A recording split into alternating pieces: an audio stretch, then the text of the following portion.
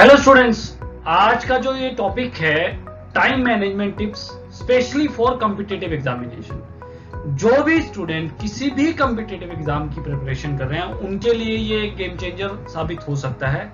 Video को last तक देखिएगा।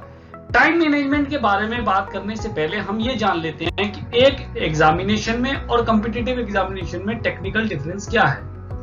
देखिए, एग्जामिनेशन क्या होता है कि किसी एक कैंडिडेट का किसी एक साल में या सेमेस्टर में क्या परफॉर्मेंस है, जो उसने पढ़ाई करी है उसका वैल्यूएशन क्या है इंडिविजुअल नॉलेज और स्किल के लेवल के ऊपर। जबकि अगर आप कॉम्पिटिटिव एग्जाम की बात करते हैं तो वो उसकी एबिलिटी का टेस्ट है, उसकी परफॉर्मेंस चेक करने का टेस्ट है, जो डिफरेंट एरियाज आपके उस कॉम्पिटिटिव एग्जाम में दिए गए हैं।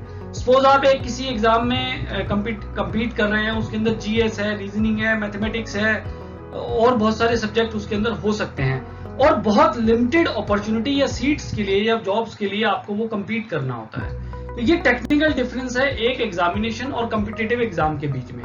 इसलिए जो टाइम मैनेजमेंट है आपका, जो उसकी एफिशिएंट आपको मैनेजमेंट करनी है टाइम की, कॉम्पिटिटिव एग्जाम में बिल्कुल डिफरेंट तरीके से होती है। तो आइए सीखते हैं। सबसे पहला टिप इसमें यह होता है कि आपको किसी भी कॉम्पिटिटिव एग्जाम की प्रिपरेशन करने से पहले उसका पैटर्न अंडरस्टैंड करना है, तभी आप अपना टाइम का जो है पूरा शेड्यूल तैयार कर सकते हैं या उसको इफेक्टिवली मैनेज कर सकते हैं। अब पैटर्न क्या होता है कि जैसे हम अभी आप स्क्रीन पर देख रहे हैं कि इसके अंदर जो एसएससी का सीजीएल का एग्जाम पैटर्न है, ये उदाहरण दिया गया है आपको। इसमें 4 टीयर होते हैं, टीयर 1, टीयर 2, टीयर 3, टीयर 4। देखिए, पहले 2 टीयर में आपको एमसीक्यू ऑब्जेक्टिव टाइप आएंगे, मल्टीपल चॉइस क्वेश्चंस आपको अटेम्प्ट करने हैं और वो भी कंप्यूटर की स्क्रीन के ऊपर। तो अब यहाँ पर आपको जो अपना टाइम का जो सिस्टम बनाना है या जो टाइम को मैनेज करना है, उसका जो पूरा चार्ट बनाना है या जो टाइम को डिस्ट्रीब्यूट करना है, वो आपको पता चल गया कि मेरा पेपर तो कंप्यूटर के ऊपर होगा और इतने मार्क्स का होगा और इतने क्वेश्चन मुझे सॉल्व करने हैं। तो एग्जाम पैटर्न के हिसाब से ही आप उसको पूरे शेड्यूल को अपना जो है नोट करेंगे या उसको इंप्लीमेंट करेंगे या उसके अकॉर्डिंग अपनी प्रिपरेशन करेंगे। ये पहला सबसे जरूरी जो है स्टेप है टाइम को एफिशिएंटली मैनेज करने के लिए। जो बच्चे गेट के लिए प्रिपेयर कर रहे हैं, यहाँ पर ये सिर्फ 2-3 एग्जांपल दिए जा रहे हैं। आपको अपना पैटर्न खुद देखना पड़ेगा, आपको अपना सिलेबस देखना पड़ेगा। जिस भी कॉम्पिटिटिव एग्जाम में आप जा रहे हैं, कितने क्वेश्चन आएंगे, कितनी देर में आएंगे, आपको अपना पूरा शेड्यूल टाइम का जो है उसके हिसाब से रखना पड़ेगा। अब दूसरा जो इंपॉर्टेंट टिप है इसके अंदर, जो स्टडी शेड्यूल है आपको वो बनाना पड़ेगा। स्टडी शेड्यूल का मतलब ये है कि आप कौन से टाइम पे कौन सी पढ़ाई करेंगे, सुबह क्या पढ़ेंगे, दोपहर में क्या पढ़ेंगे, कौन से दिन क्या पढ़ेंगे।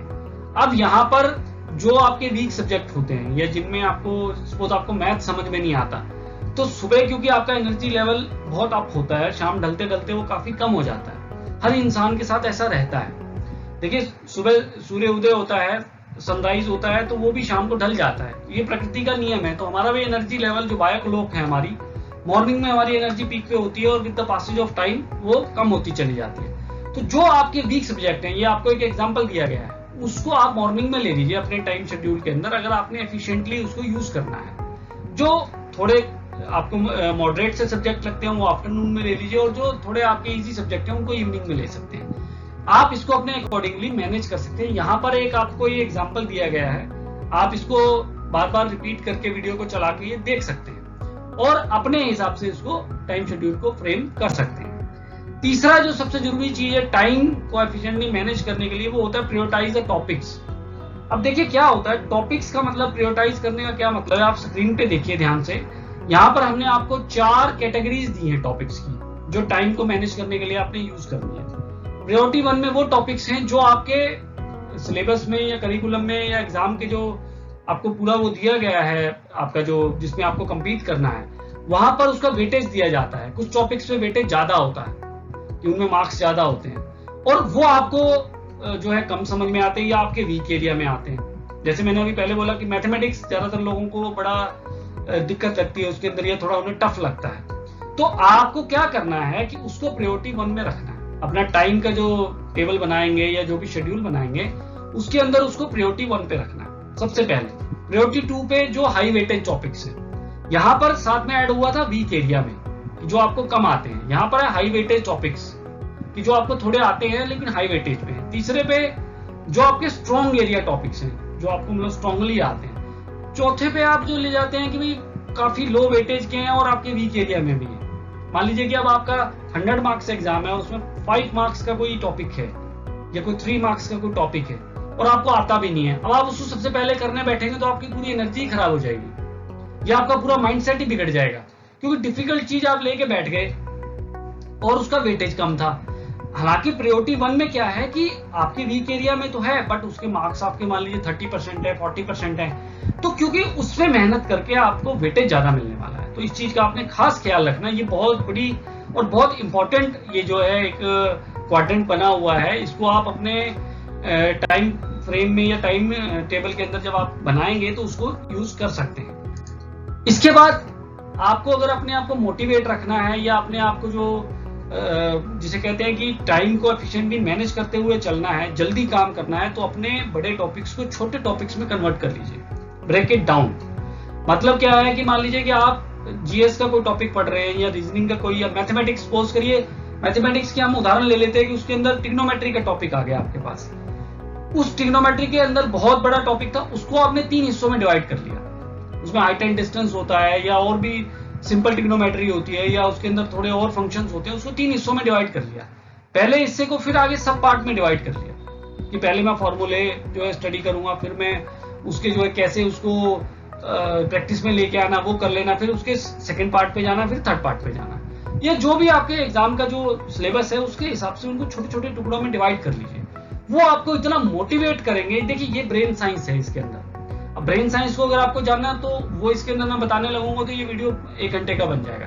ब्रेन साइंस के लिए आप हमारी जो बाकी वीडियोस हैं वो आप देख सकते हैं यूट्यूब पे जो हमारा चैनल है जीनियस माइंड प्रज्ञावान भव, उसमें ब्रेन कैसे काम करता है, ब्रेन फूड क्या है, वो बहुत सारे वीडियोस उसके अंदर दिए गए हैं, आप उनको जाके देख सकते हैं, तो वो भी आपको हेल्प करेंगे। तो यहाँ पर जो हमारा टाइम मैनेजमेंट करने का जो कॉम्पिटिटिव एग्जाम का जो टॉपिक है उसमें ये चौथा टिप है कि आप उसे छोटे छोटे चंक्स में डिवाइड कर लीजिए। उसके बाद क्या है कि आपको अपने अचीवेबल गोल्स बनाने हैं, वो बिल्कुल स्पेसिफिक होने चाहिए, स्मार्ट होने चाहिए। मतलब S for specific, M for measurable, A for attainable, R for realistic और T for time bound. Specific का मतलब ये है कि आपको क्लैरिटी होनी चाहिए दिमाग में कि मेरे को इतना काम करना है या मेरे को ये वाला सब्जेक्ट प्रिपेयर करना है या इस सब्जेक्ट के अंदर ये वाले टॉपिक प्रिपेयर करने हैं। मेजरेबल होना चाहिए कि आपको पता होना चाहिए कि मैंने इस टॉपिक में या इस इतने टॉपिक्स हमने करे हैं या मैंने करने हैं तो वो 1 वीक के अंदर करने हैं, तो वीक में मेजर कर पाए आप उसको। ये नहीं है कभी कोई सा टॉपिक उठा के पढ़ रहे हैं, कभी कोई सा टॉपिक, ये सब आपको अपने टाइम शेड्यूल के अंदर, टाइम टेबल के अंदर लेके चलने हैं। उसके बाद अटेनेबल होना चाहिए। अभी आप ये लेके बैठ गए कि भाई आपने बोला मैं तो 50 टॉपिक कर लूंगा 1 वीक में, वो तो अटेनेबल ही नहीं है। आप अटेन कैसे कर सकते हैं उसको? रियलिस्टिक होना चाहिए।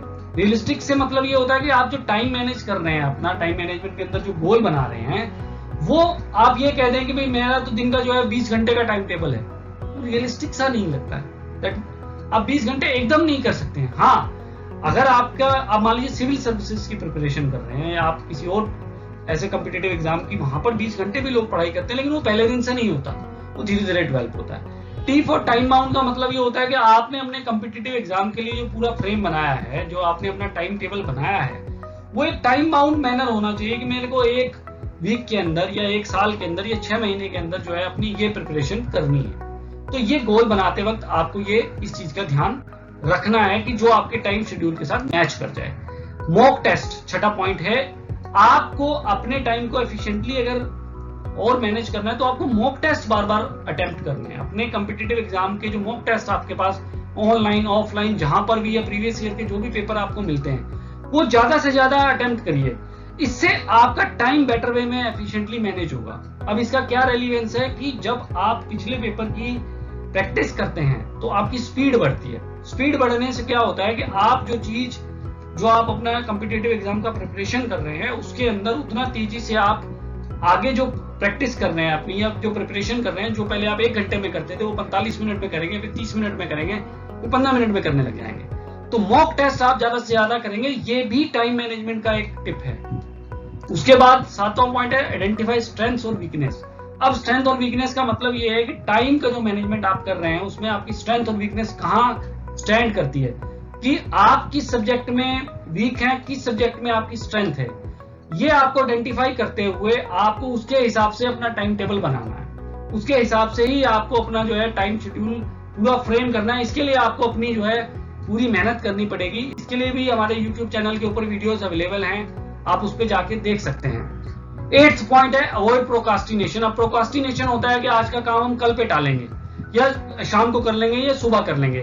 प्रोकास्टिनेशन के अंदर सोशल मीडिया के जो डिस्ट्रैक्शंस आते हैं, नोटिफिकेशन आते हैं, वो भी प्रोकास्टिनेशन को ही जो है क्रिएट करते हैं हमारे अंदर। तो आपने अपने मोबाइल को, अपने लैपटॉप को, अपनी बाकी चीजों को दूर रखना है, क्योंकि वो क्या होता है कि आपको लगता है कि ये एक नोटिफिकेशन आ गया, मैं देख लूं, पढ़ाई तो मैं शाम को कर लूंगा, या खाना खा के बाद में कर लूंगा, दोपहर में कर लूंगा, रात को कर लूंगा। तो प्रोकास्टिनेशन को जितना ज्यादा अवॉइड आप कर सकते हैं वो आपने करना है। 9th है एफिशिएंट रिवीजन। आपने जितनी पढ़ाई करी है, जितनी अपने एग्जाम की प्रिपरेशन करी है, उसको एफिशिएंटली रिवाइज करना है। टाइम अपने मैनेजमेंट के पूरे जो टाइम टेबल के अंदर जो है आपने रिवीजन का एक पूरा अलग से टाइम देना है, एक पूरा dedicated hour, half an hour, जो भी आपको अपनी नीड के हिसाब से लगता है वो रखना है। नहीं तो अदरवाइज आप पढ़ते चले जाएंगे और आप अपना कभी भी जो है उसको रिवाइज नहीं करेंगे तो वो आपकी मेमोरी से लॉस हो जाएगा। लास्ट पॉइंट है टेक केयर ऑफ योरसेल्फ। अपने आप को मोटिवेट रखना है, अपने आप को फिजिकली और मेंटली जो है वो पूरा स्ट्रांग रखना है। फिजिकल का मतलब है अच्छी डाइट लीजिए, अच्छी स्लीप लीजिए, अच्छा वॉक करिए। मेंटल का मतलब ये है कि अपने आप को मोटिवेटेड रखिए, अच्छे वीडियोस, अच्छे ऑडियोज। कभी भी अपने आप को डिसहार्टेड मत करिए कि एक एग्जाम को लेकर आप अपने आप को इतना स्ट्रेस में ले जाएं कि आपका मेंटल वेलबींग ही खराब हो जाए। हमारी एक वीडियो है कि आपको अपना जो है मेंटल लेवल कैसे प्रोडक्टिव रखना है या कैसे ठीक रखना है, उस वीडियो को आप देख सकते हैं, उसका लिंक हम आपको डिस्क्रिप्शन में दे देंगे। तो फ्रेंड्स, स्टूडेंट्स, ये 10 टिप्स थे जो आपके कॉम्पिटिटिव एग्जाम के लिए बहुत बड़ा गेम चेंजर, बहुत बड़ा माइलस्टोन जो है साबित हो सकते हैं। आप इन्हें फॉलो करिए, इंप्लीमेंट करिए, या इनमें से जो चीजें आपको अच्छी लगती है वो आप इंप्लीमेंट करिए। हमारा पर्पस है कि आप अपने एग्जाम के अंदर उसे क्रैक करें और अच्छा रैंक लेके आए। वीडियो आपने लास्ट तक देखा उसके लिए thank you. Stay connected and have a happy learning. Channel को सब्सक्राइब कर लीजिए और दूसरों के साथ, जो आपके फ्रेंड्स कॉम्पिटिटिव एग्जाम की प्रिपरेशन कर रहे हैं, उनके साथ शेयर करिए। Thank you once again, take care and have a great day.